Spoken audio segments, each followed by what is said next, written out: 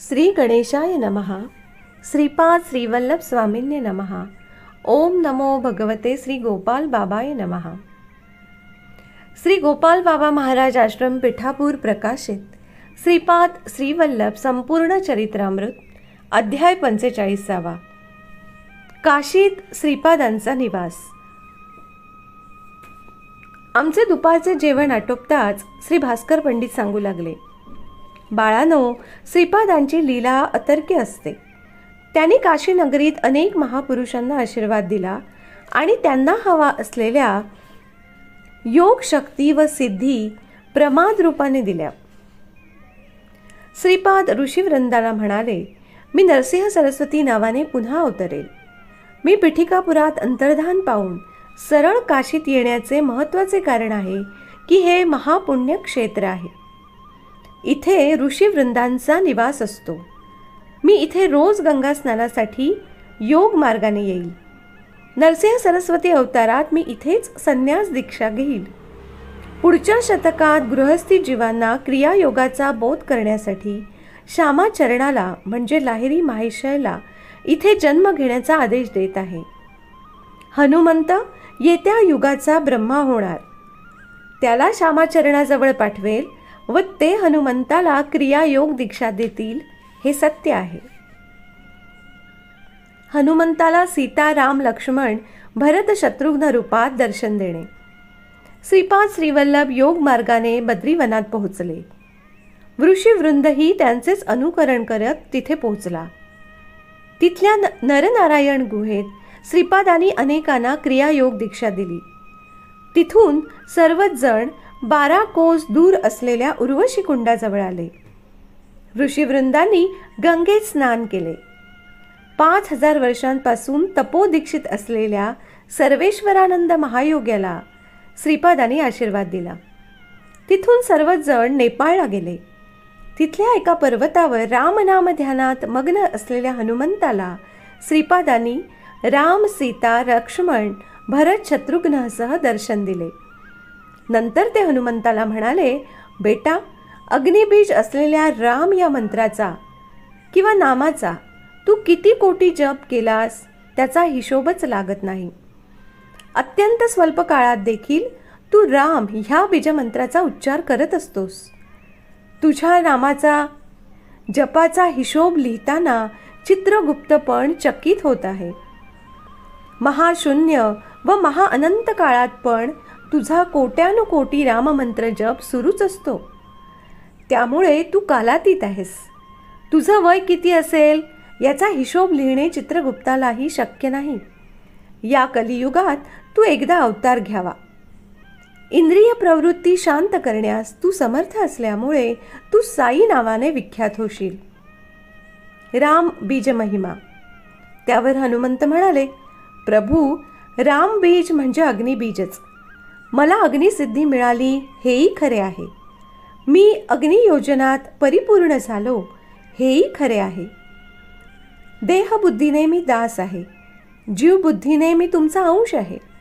आत्मबुद्धीने तुम्ही व मी एकच आहोत. तेव्हा मी कुठल्या रूपाने अवतरावे हे मला सांगा. त्यावर मंदस्मित करीत श्रीपाद म्हणाले, तू शिवांश संभव असूनही रामभक्त झालास.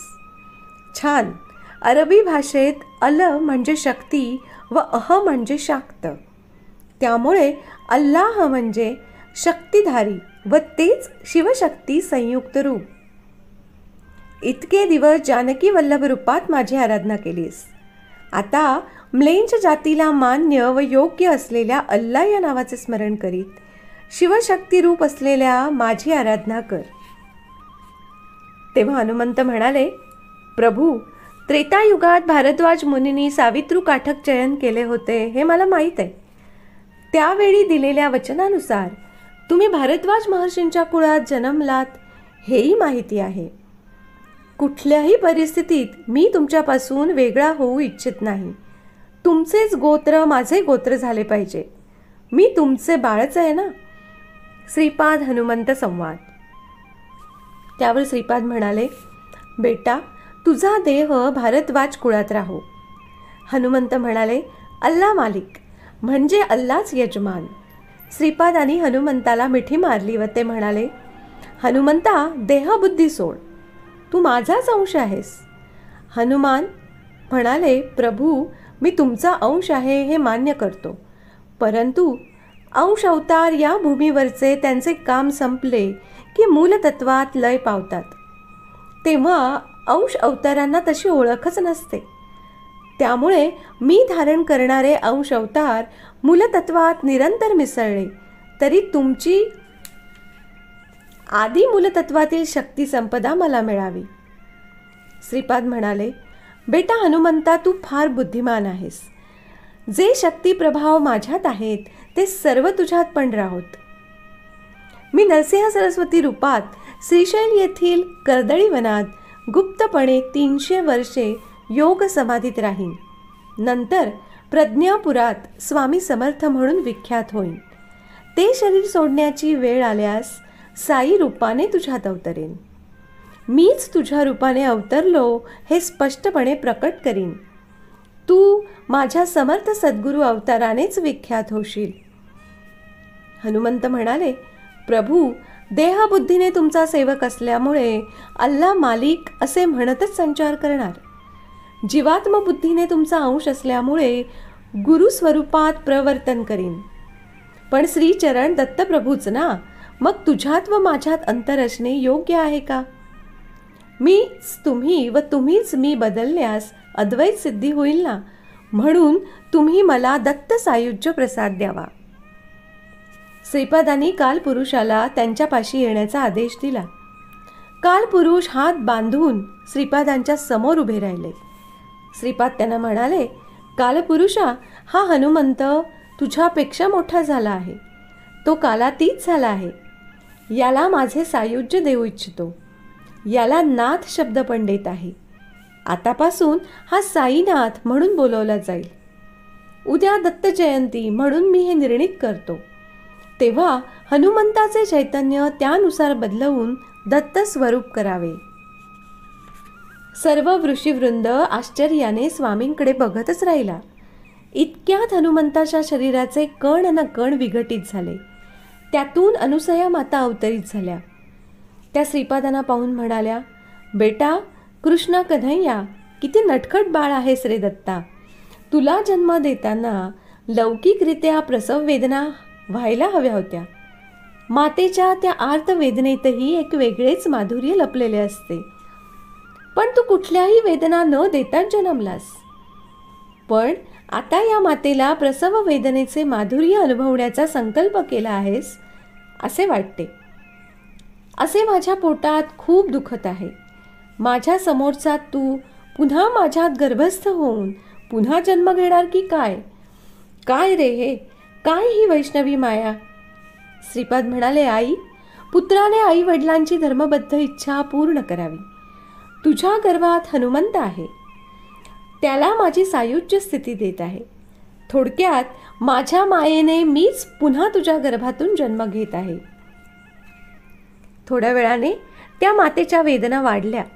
अनुसया मातेने गोड सुंदर 3 शिरे असलेल्या दत्तमूर्तीला जन्म दिला. थोड्या वेळातच ती मूर्ती अंतर्धान पावली व मातेच्या मांडीवर एक लहान बाळ दिसू लागले. त्या नवजात शिशूला साक्षात अनुसया मातेने स्तनपान दिले. हे दृश्य थोड्याच वेळात अदृश्य झाले. समोर हनुमंताचे रूप दिसले. राम सीता हनुमंताच्या समोर उभे होते. हनुमंत म्हणाले, प्रभू, म्लेंछ धर्मातील चांगल्या गोष्टी व सनातन धर्मातील चांगल्या गोष्टींचा समन्वय करण्याचा प्रयत्न करत आहे. म्लेंछ गुरु पण असावा ना? असे विचारताच मेहबूब सुभानी नावाचा महाज्ञानी माझ्यात लीन आहे. त्याला वारिश अलीशा या नावाने अवतरवीन. तो तुझा गुरु होऊन तुला योग रहस्य बोध देईल. श्यामाचरण नावाचे गुरु तुला क्रियायोगाचा बोध करतील. तुला अजून काही वरदान हवे असल्यास तू त्यांच्याकडून मागू शकतोस. माणिक प्रभूंचा आविर्भाव. त्यावर हनुमंत म्हणाले, प्रभू, तुम्ही पद्मावती व्यंकटेश्वर स्वरूप अभिन्न म्हणालात. तुमची आराधना जाणकार वैष्णवीला पण अनुग्रहात द्या. त्यावर श्रीपाद म्हणाले, माझे निरंतर स्मरण करत माझ्या चैतन्यात मनाने लीन होऊन राहा. गोपालराव नावाने मी साक्षात महाविष्णूलाच तुझा गुरु म्हणून प्रसादात देत आहे. तो व्यंकटेश्वराचा भक्त असून व्यंकसा म्हणून बोलवला जाईल. त्याच्या शरीरपतनानंतर त्याचे भस्म माठात ठेवून तो माठ काही काळ जमिनीत पुरून ठेव. माझी सूचना मिळताच तो माठ उघडून पहा, त्यात व्यंकटेश्वराची मूर्ती मिळेल. त्या मूर्तीची अर्चना केली तर मी प्रसन्न होईन. त्यानंतर हनुमंत जानकी मातेला म्हणाले, माते, तुम्ही या बाळाला वात्सल्य प्रेमाने माणिकाचा हार दिला होता, पण मी त्यात राम शोधित प्रत्येक माणिक फोडून पाहत फेकत राहिलो. त्या महाअपराधाची मला क्षमा करावी अशी मी तुम्हाला प्रार्थना करतो. तेव्हा श्रीपाद म्हणाले, दैव सानिध्यात कारणाशिवाय कार्य घडत नाही. तो माणिक हार मी जपून ठेवला आहे. तो हार दत्तस्वरूपच होता, यात संदेह कसला. माझ्यातल्या आत्मज्योतीमुळे तो हार प्राणमय झाला. तो माणिक हारच गुरुस्वरूपात झळकत आहे. ते गुरुस्वरूप माणिक प्रभू म्हणून विख्यात हो. भास्कर पंडित पुढे म्हणाले, बाळांनो, श्रीपादच बद्री क्षेत्रात नारायण स्वरूप आहेत. नर नावाचा महर्षी भूलोकात पुन्हा अवतरेल. कोणत्या नावारूपाने अवतरेल हे श्रीपादालाच ठाऊक. श्रीपादांचे द्रोणागिरी पर्वतावर शंबलगिरी गावात राहणे. एकदा पिठिकापुरात श्रीपादांचे मामा व्यंकावधानी मुलांना वेद शिकवत होते. जवळच नारळाचे झाड होते. वेदध्वनी ऐकून एक वानर तेथे आले. झाडावरच्या फळाफुलांना धक्का न लावता झाडावर बसून मोठ्या श्रद्धेने ते वेदोच्चार ऐकत होते. श्रीपाद मामांना म्हणाले, मामा, भगवंताचे अवतार असतात तसे नारळाच्या झाडालाही अवतार असतात का? त्यावर मामा म्हणाले, कन्हैया, हा कसला रे प्रश्न? या प्रश्नाला काही अर्थ असावा ना. तेव्हा श्रीपाद म्हणाले, तसे नाही मामा, झाडाला फळ लागते, फळातल्या बीजाचे पुन्हा झाड होते. या प्रक्रियेप्रमाणे झाड बीजात बदलणे, पुन्हा बीजातून झाडांचा विस्तार होतो ना. हे संभाषण संपताच बाजूच्या झाडावरून मोठा नारळ पडला. तो श्रीपादांनी आपल्या हातात घेतला. त्या वानराकडे बघत ते म्हणाले, तुला रिकाम्या हाताने पाठवावेसे वाटत नाही. माझ्या हाताने तुला हा प्रसाद देतो. दुसरा नारळ मात्र मागू नकोस. तुला संमत असेल तर घे. त्या वानराने मान्य असल्यासारखी मान डोलावली. श्रीपादांनी आपल्या हाताने तो नारळ वानराला दिला. त्याच्या अंगावरून प्रेमाने हात फिरवला. तेही आनंदाने तिथून गेले. आता ते वानर कोण होते? त्याला नारळ का दिला? दुसरे देणार नाही असे का म्हणाले? नारळ पण आपोआप कसा पडला? या सर्व त्यांच्या चित्रविचित्र लीला कल्पनेच्या पलीकडच्या असतात. श्रीपाद द्रोणागिरी नावाच्या संजीवनी पर्वतावर गेले. थोडे दिवस त्यांनी ऋषीवृंदांसोबत आनंदाने घालवले. तिथल्या महायोग्यांना अनुग्रह रूपात काय दिले कोण जाणे. जिथे कल्की प्रभू जन्मणार आहे त्या प्रांताचे दर्शन अशक्य असते. हिमालयात हजारो वर्षे तप करणारे महापुरुष तिथे राहतात. शंबल गावातील स्फटिक पर्वतातले शुद्ध जल त्यांनी प्राशन केले. ते जल पिणाऱ्याचे वय तिथेच स्थिर राहते. त्यामुळे तेव्हापासून श्रीपादांच्या शरीरात काहीही बदल झाले नाहीत. ते शेवटपर्यंत 16 वर्षांच्या बालकासारखेच दिसत. श्रीपादांचे गोकर्ण क्षेत्रातून दिव्य लोकात जाणे. त्यानंतर श्रीपाद अनेक दिव्यस्थळी संचार करत भेटणाऱ्या भक्तांना, महर्षींना कृपा प्रसाद देत गोकर्ण क्षेत्री गेले. गोकर्ण क्षेत्री श्रीपाद 3 वर्षे होते. गोकर्ण हे महापुण्यक्षेत्र. तिथे त्यांनी अनेक दिव्य लीला दाखवल्या. त्याला गणती नाही. ते क्षणोक्षणी लीला विनोदी होते. तिथून ते श्रीशैल्यमला पोहोचले. श्री बापनार्यांनी मागे या श्रीशैल्यातच एक महायज्ञ करून सूर्यमंडलातील तेज मल्लिकार्जुन लिंगात टाकले होते.